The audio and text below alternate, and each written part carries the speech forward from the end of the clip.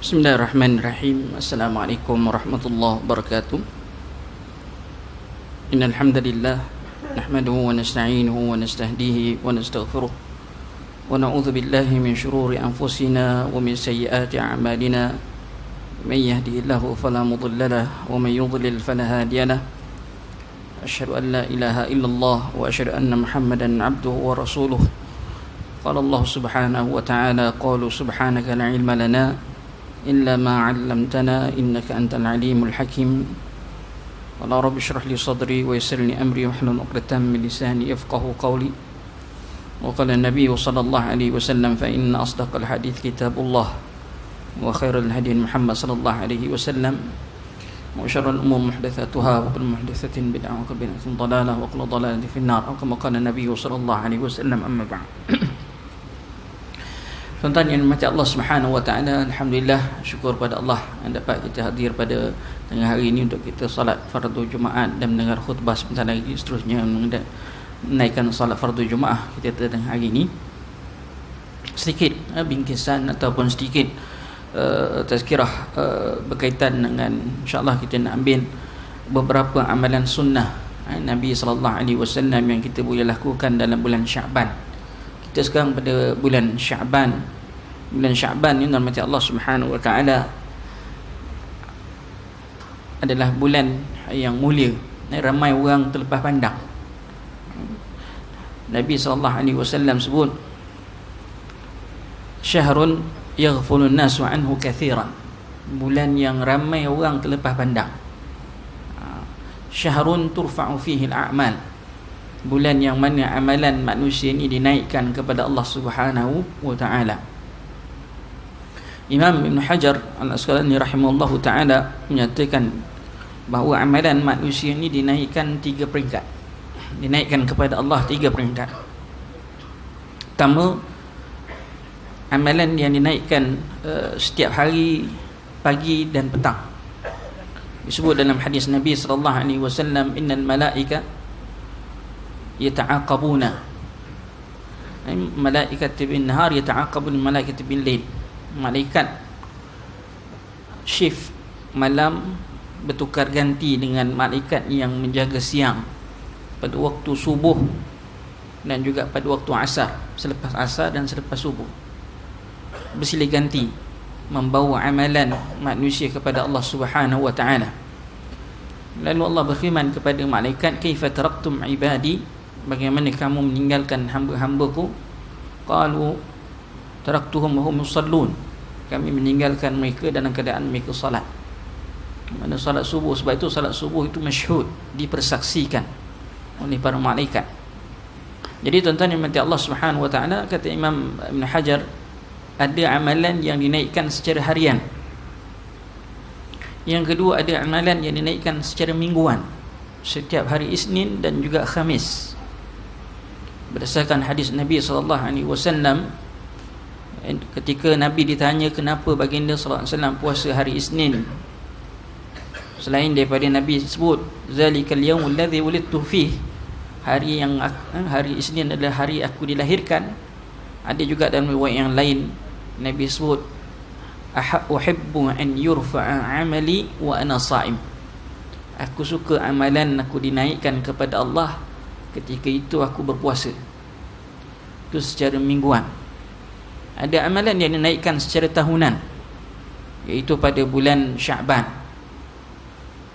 Nabi sebut dalam hadis tadi, bila Nabi beritahu perkataan dengan bulan Syaban, syahrun yaghfulun nasu anhu katsir, ramai orang terlepas pandang bulan Syaban ni. Syahrun turfa'u fihi al-a'mal, bulan yang mana amalan orang itu dinaikkan kepada Allah secara tahunan. Itu disebut oleh Imam Ibn Hajar Al-Asqalani rahimahullahu ta'ala. Jadi tuan-tuan, antara amalan yang kita boleh lakukan pada bulan Syaban, yang julung-julungnya kita boleh lakukan, ialah berpuasa pada bulan Syaban. Tetapi kita dah masuk, hari ini masuk hari yang ke-16, hari ini 15, hari ini hari yang ke-15. Mana tadi malam yang ke-15, So hari ini adalah hari yang malam yang hari yang ke-15, dan malam tadi malam nisfu Sya'ban. Maka rahmati Allah Subhanahu wa taala, di sana adalah kita disebut dalam hadis Nabi sallallahu alaihi wasallam berkaitan dengan kelebihan bulan Sya'ban, kelebihan malam nisfu Sya'ban. Nanti kan saya sebutkan hadis Nabi SAW berkaitan dengan malam nisfu Sya'ban. Secara umum, rahmati Allah, bulan Sya'ban ini kita dituntut untuk memperbanyakkan puasa, sebab Nabi SAW seperti mana dinukilkan dalam hadis-hadis sahih bahawa Nabi paling banyak dia berpuasa sunat pada bulan Sya'ban.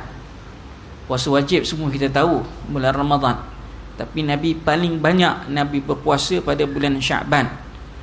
Disebut dalam satu hadis ni, kata Aisyah radhiyallahu anha, qalat lam yakun an-nabiy sallallahu alaihi wasallam yasumu syahran akthar min Sya'ban fa innahu kana yasumu Sya'ban kullahu wa ka'anna yaqul khudhu min al-'amali ma tutiquna fi inna Allah la yamallu hatta tamallu wa ahabbu as-salah ila an-nabiy sallallahu alaihi wasallam ma duwima alaihi wa in qallat wa kana idza shalla salat dawama alaiha. Aisyah radhiyallahu anha berkata, tidak pernah Nabi SAW berpuasa satu bulan penuh selain daripada bulan Ramadan. Lebih daripada, Nabi tak pernah puasa satu bulan melebihi bulan Sya'ban. Maksud hadis ni selain daripada bulan Ramadan. Ramadan tu wajib 30 hari. Maknanya kita ada 11 bulan lagi. Dalam tempoh 11 bulan ni Nabi tak pernah puasa lebih daripada puasa bulan Sya'ban. So bulan-bulan yang lain Nabi tak banyak seperti mana Nabi puasa pada banyaknya Nabi puasa pada bulan Sya'ban. Dan kata Aisyah radhiyallahu anha, baginda sering baginda berpuasa seolah-olah baginda berpuasa bulan Sya'ban tu keseluruhannya, semua sekali seolah-olah. Tapi ini adalah kita kata nisbah saja, padahal kita kata Nabi tak adalah puasa sebulan penuh pada bulan Sya'ban. Nabi paling banyak Nabi berpuasa. Baginda sering berkata, ambillah amalan yang kamu mampu lakukan kepada Allah. Ambillah amalan yang kamu mampu lakukan kerana Allah, tidak akan bosan kecuali jika kamu sendiri yang bosan. Maknanya Allah tidak akan menilai amalan kita walaupun sikit amalan kita. faman ya'mal mithqala dzarratin khairan yarah wa man ya'mal mithqala dzarratin syarran yarah. Walaupun sebesar zarah sekali Allah akan kira. Jadi kalau kita memang dah bosan tak nak buat amal, tu tak boleh buat apalah, kata tak, rugilah kita. Sebaik-baik salat kepada Nabi sallallahu alaihi wasallam ialah apa yang diteruskan walaupun sedikit. Jadi jika baginda melakukan salat baginda akan berterusan. Benda maksudnya tuan-tuan rahmati Allah, sebaik-baik amalan ialah kita kata wa ahabbu as-salati ila Nabi sallallahu alaihi wasallam, sembahyang yang disukai oleh Nabi sallallahu alaihi wasallam ialah sembahyang yang berterusan.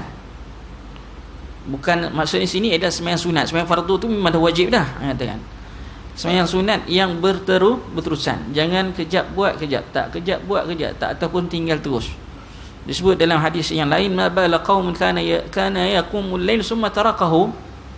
Apa nak jadi satu kaum ni elok je, mula-mula elok je dia qiyam, lepas tu ditinggalkan. Jadi Nabi beri peringatan dekat situ.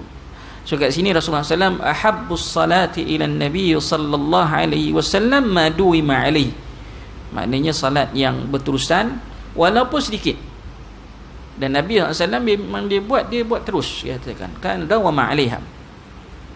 Walaupun sedikit, paling sikit nama Allah kita salat sunat, salat witir satu rakaat. Ada walaupun dapat satu rakaat tu satu nikmat lah, kita kata dapat laksanakan satu rakaat je sebelum tidur, satu nikmat yang besar untuk kita semua, kata siapa yang dapat lakukan. Tapi kadang-kadang ialah Satu rakaat itulah yang berat, seberat-beratnya pada kita kan, untuk kita lakukan. Kadang-kadang buat, kadang-kadang tidak, langsung tak buat pun ya. Wallahu a'lam. Yang kedua, namati Allah malam nisfu Sya'ban. Yattali'u Allah tabaraka wa ta'ala ila khalqihi lailatan nisfi min Sya'ban. Fayaghfir li jami'i khalqihi illa li musyrikin aw musyahinin. Allah melihat kepada hamba-hambanya pada malam pertengahan Sya'ban, malam tadilah, maka diampuni semua hamba-hambanya. Kelebihan malam nisfu Sya'ban seperti mana yang warid dalam hadis ni, walaupun hadis ini ada perbahasan di sisi ulama, tapi kita kata ada yang mengatakan sahih, ada yang mengatakan tidak, Allahu a'lam. Li jami'il, Allah akan ampunkan, Allah akan ampunkan semua dosa hamba-hambanya, kecuali siapa? Kecuali musyrik, orang yang mensyirikkan Allah Subhanahu wa ta'ala. Jadi orang yang syirik Allah tak ampun. Yang kedua ialah orang yang bergaduh, yang bermusuh. Bermusuh ni luaslah. Sebab tu ada dalam syarah hadis, al-musyahin disebut macam antara makna yang termasuk dalam musyahin ialah qati'ur rahim, orang yang memutuskan silaturahim. Ada juga makna syarah hadis musyahin, maknanya orang yang meninggalkan sunnah Nabi SAW. Itu antara pendapat-pendapat yang adalah katakan. Tapi kalau kita lihat makna umum, musyahin ialah orang yang bergaduh. Bergaduh tu sama ada bergaduh mulut ke bergaduh umum, bergaduh mulut ke bergaduh badan ke bergaduh macam-macam lah. Semuanya termasuk dalam musyahin kalau maksudnya umum. Apapun nama Allah Subhanahu wa ta'ala, hendaklah yang melakukan syirik tadi, jika dia nak diampunkan oleh Allah Subhanahu wa ta'ala, falyada' syirkahu, maka hendaklah dia tinggalkan perbuatan syiriknya. Kalau dia masih lagi dalam syirik, maka tidaklah dapat pengampunan Allah Subhanahu wa ta'ala seperti mana yang disebut. Begitu juga orang yang bergaduh, falyatruk, maknanya hendaklah dia meninggalkan permusuhan, meninggalkan perbalahan, meninggalkan pergaduhan, meninggalkan nama Allah Subhanahu wa ta'ala, perkara-perkara yang kita kata yang tidak sepatutnya sehingga boleh menyebabkan permusuhan, kecuali nama Allah perkara-perkara yang hak. Kita bertegang dengan benda yang hak nama Allah, maka itu tidak termasuk dalam perkara permusuhan, yang disebut dalam hadis Nabi SAW. Yang ketiga, apabila berada di pertengahan 2 Sya'ban, puasa pada hari yang biasa kita puasa, maknanya boleh ke kita nak puasa selepas 15 Sya'ban, maknanya besok, start besok, boleh ke kita puasa? Maka di sini mazhab Syafi'i rahimahullahu ta'ala tidak membenarkan orang berpuasa selepas 15 Sya'ban, kecuali jika orang itu memang pada awal Sya'ban dia dah start puasa, ataupun ke atasnya ada puasa wajib yang belum diselesaikan, puasa qada, maka boleh dia puasa walaupun selepas 15 Sya'ban. Tetapi untuk nak memulakan, baru nak start, maka tidak digalakkan. Walaupun di sana ada khilaf di sisi ulama, tapi mazhab Syafi'i dia katakan tidak menggalakkan puasa selepas 15 Sya'ban. Ada khilaf di sisi ulama, ya kita katakan wallahu alam. Ada khilaf tu, ada satu lagi hadis Nabi SAW, Nabi sebut dengan jelas, idza baqiya nisfi min Sya'ban fala tasumu, apabila berbaki lagi separuh daripada bulan Sya'ban, maka jangan kamu puasa. Itu selepas 15 Sya'ban. Tapi ada satu lagi hadis Nabi kata apa, la taqaddamu Ramadan bi sawmi yawmin wala yawmaini illa rajulun kana yasumu sawman falyasum. Jangan kamu mendahului Ramadan dengan puasa sehari ataupun 2 hari, kecuali orang itu memang kebiasaannya dia berpuasa, ataupun ke atasnya ada puasa qada, maka boleh dia puasa. Jadi di sini nama Allah Subhanahu wa ta'ala gabungan 2 riwayat ini, maka kita kata tadi, kalau nak start maka tak boleh. Tapi kalau dia ada puasa wajib yang belum dibuat, maka baru dibenarkan, ataupun memang daripada awal bulan Syaban dia puasa, maka boleh diteruskan walaupun selepas 15 Syaban. Tapi nak mula besok pun nak mula nak puasa, taklah, tidak digalakkan begitu. Wallahu a'lam. Sebab Nabi kata fala tasumu. Kemudian dalam ayat Allah Subhanahu wa taala, bulan Syaban ini selain daripada puasa, sebab puasa itu adalah satu amalan yang khusus pada bulan Syaban, adalah satu amalan yang khusus pada bulan Syaban. Kita juga boleh melakukan amalan-amalan yang lain. Ni bila puasa tadi kita panggil puasa bulan Syaban. Kenapa kita kata puasa bulan Syaban? Memang sabit dalam hadis Nabi SAW, Nabi puasa banyak pada bulan Syaban, tak kira hari apa. Hatta hari Sabtu, Ahad, Isnin, Selasa, bila-bila pun tak ada masalah. Esok saya hari Senin sampai Jumaat cuti Ustaz, kerja, free Sabtu Ahad sahaja. Boleh tak saya puasa Sabtu Ahad? Kita kata bulan Syaban tak ada masalah. Nak puasa Sabtu dengan Ahad, sebab dia umum. Nama Allah Subhanahu wa taala. Kalau hari bulan-bulan yang lain itu dia nak fokus kepada hari Sabtu ataupun fokus pada hari Ahad, maka tidak dibenarkan, kecuali dia kena gabungkan hari-hari tersebutlah. Katakan Sabtu dengan Ahad, ataupun Ahad dengan Isnin, Jumaat dengan Sabtu, ataupun sewaktu dengannya. Tapi kalau untuk Ramadan, untuk bulan Syaban ini tidak ada masalah, dia boleh puasa terus, katakan. Pada bulan Syaban mana-mana hari pun tidak ada masalah, kecuali tadilah yang selepas 15 Syaban. Wallahu a'lam. Nah, jadi tuan-tuan yang dirahmati Allah Subhanahu wa taala, seperti mana yang saya sebutkan tadi, bulan Syaban ini antara bulan yang mana kita persiapkan diri untuk kita masuk bulan Ramadan. Persiapan kita untuk masuk bulan Ramadan, baca Qurannya, katakan doanya, salatnya, ibadah-ibadah yang lain, tuan-tuan. Biarlah kita masuk bulan Syaban tadi, kita dalam keadaan yang hatinya terbuka. Hatinya Allah Subhanahu wa taala telah menyerah diri, bersih untuk kita masuk bulan Ramadan untuk kita dan kita terus menerima tarbiyah Allah Subhanahu wa taala untuk diri kita sepanjang bulan Ramadan. Seterusnya akhirnya kita berjaya mendapatkan ketakwaan kepada Allah Subhanahu wa taala. Kadang-kadang kita masuk bulan Syaban dalam keadaan kita persiapan kita tak cukup. Kita masuk bulan Syaban, kita masuk saja bulan Ramadan, persiapan tak cukup untuk diri kita. Maka sebab itu kadang-kadang kita banyak yang terlepas pandang, terleka, habis masa begitu saja. Wal asri innal insana lafi khusr illa alladhina amanu wa amilus salihat. Maka demi masa, manusia itu sering berada dalam keadaan kerugian, kecuali orang-orang yang beriman, yang beramal saleh, berpesan-pesan dengan kebenaran, berpesan-pesan dengan kesabaran. Wallahu a'lam. Jadi tuan-tuan yang dirahmati Allah, bulan Syaban juga mengingatkan kita agar sentiasa menyucikan diri, bertaubat, beristighfar kepada Allah Subhanahu wa taala. Mohon keampunan, tinggalkanlah perkara-perkara yang boleh merugikan kita, dunia kita dan juga akhirat. Selalu tajuk yang lepas kita dah bincang berkaitan zuhud, wara' dan juga wali Allah Subhanahu wa taala. Jadi pada minggu ni dalam ayat Allah, kita cuba tinggalkan perbuatan-perbuatan syirik dan perbuatan-perbuatan ayat Allah permusuhan. Islam datang ataupun Islam hadir dalam kita, dan kita sebagai orang Islam ini dalam ayat Allah Subhanahu wa taala ikhwan.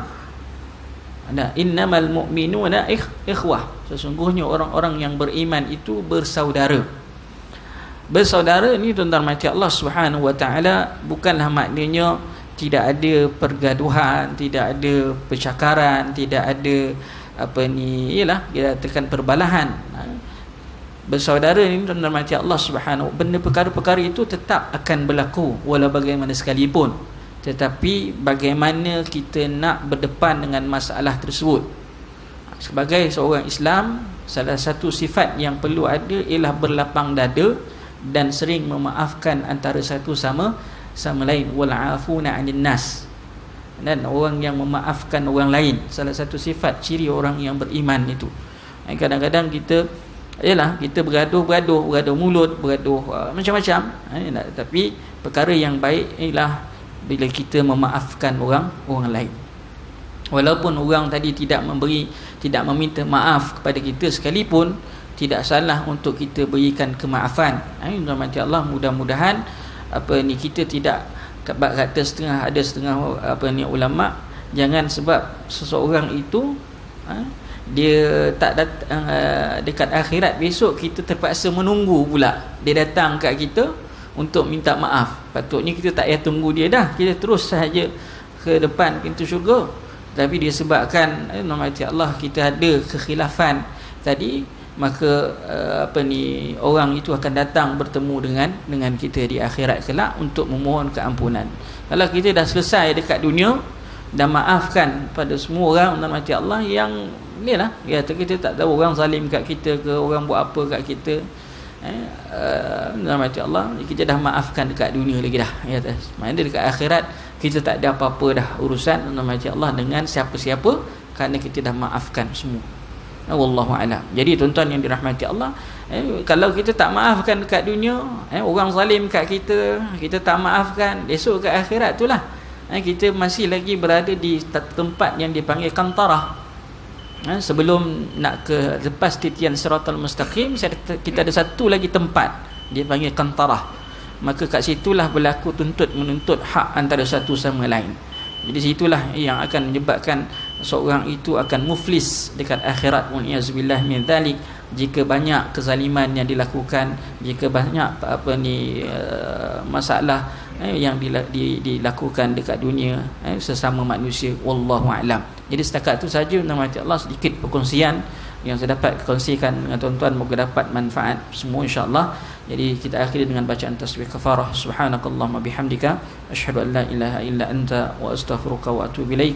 Assalamualaikum warahmatullahi wabarakatuh.